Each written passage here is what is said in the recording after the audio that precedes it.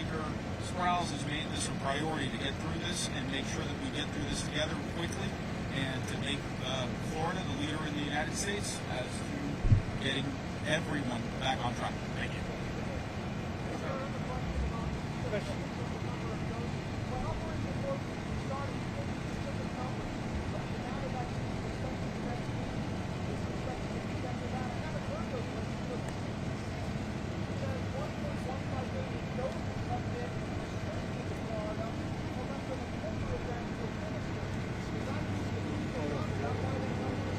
So, no, I think, well, a couple things. One is, when the shots are administered, whoever is the administrator has 24 hours to report it. And then by the time it gets through that system, so you're really looking at about a 72-hour lag. So you go back, I mean, they're even updating from the weekend.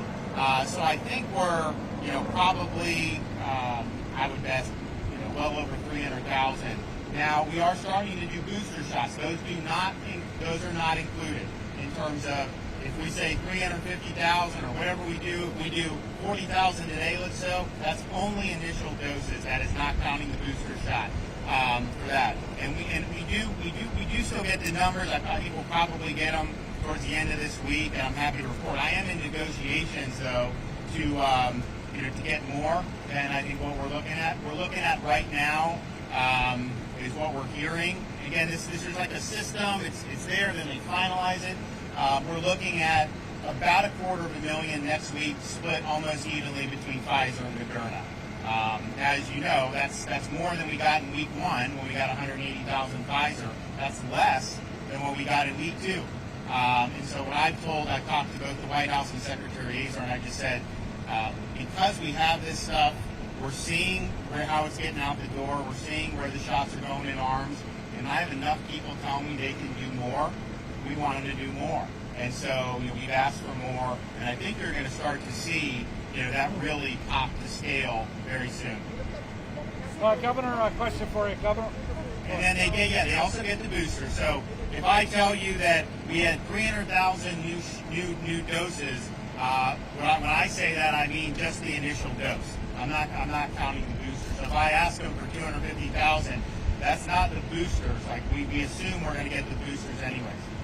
Governor, question for you. Governor, over here.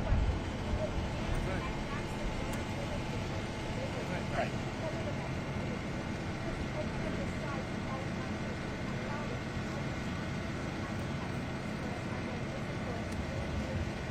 Yeah, we think so, and that's one of the reasons why we're doing the soft opening, to make sure we get through these cars today, tomorrow, and then make sure we can say, okay, we know we're going to be able to do 1,000 a day. We've actually talked, if we know we have the vaccine, I would do more than that at these sites. I think we probably can. But we just want to make sure you can do it, and then go from there. So, and I think I mentioned, our emergency management, Jared Moskowitz, he's going every day and looking at, if a county health department tells us, well, it's going to take us 2 weeks to get through this, we say, okay, we'll give you enough for this week, then we're going to take the rest, and if Jackson can do more, we're going to do more in Jackson, or if they can do more in some of these other sites. Some county health departments want more because they do pods in the community, and they're able to get it through. So we're going to continue to do that so that whatever's there, it's not just sitting on the shelf. And if you're not using it, we want to divert it to someone who does. And if we do that, it doesn't mean you're never going to get vaccine in the future.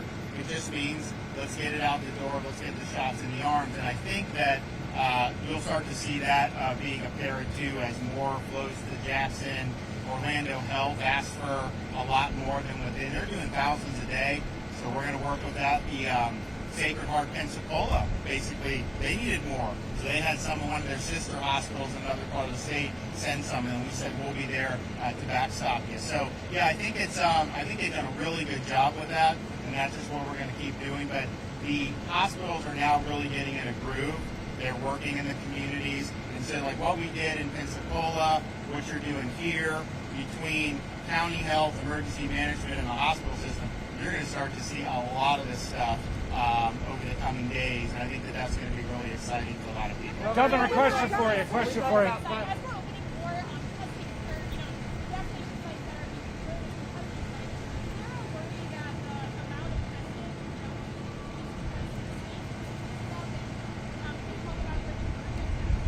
the question is okay, you know, because we are still doing testing here for the diagnostic testing, and we'll continue to do that. One thing I have told people, though, is if you're in the category, if you're 65 and up, or if you're a frontline healthcare worker, and you don't have any symptoms, and you want to do something about coronavirus, you're much better off getting the vaccine than going in for a diagnostic test. I mean, if you have no symptoms, you know, the chance of you being, so it's just better to do that.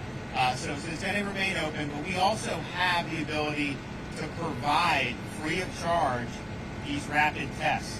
And so if this site is more useful to do all vaccine, you know, we would still have those same amount of tests that can be deployed.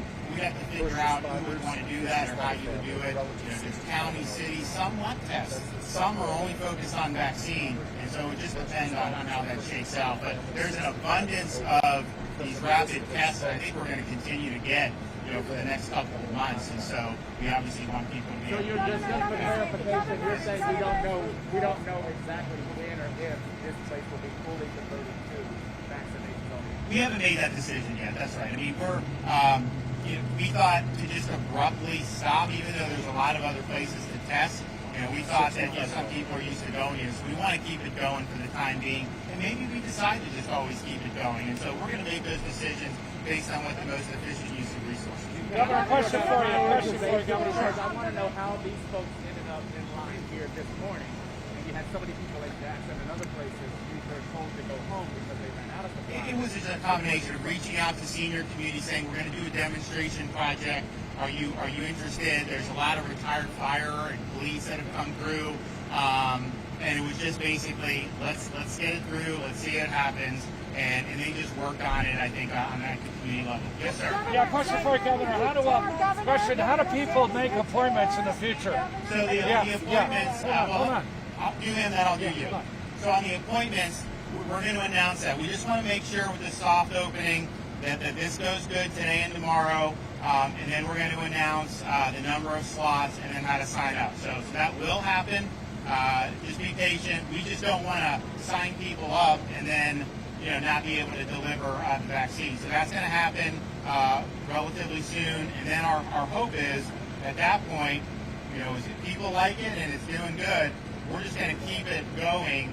I even talked about it. I said, okay, they have the national championship game here on Monday. Does that mean I don't think it means you need to shut it down. Maybe you'll close a little early, but I think you can still do it even on that day. And of course, I've given instructions. Any of these sites we're doing, we're keeping them open on the weekends. Yes, sir. Governor DeSantis, the administration had 10 months to set up a statewide vaccine sign-up website.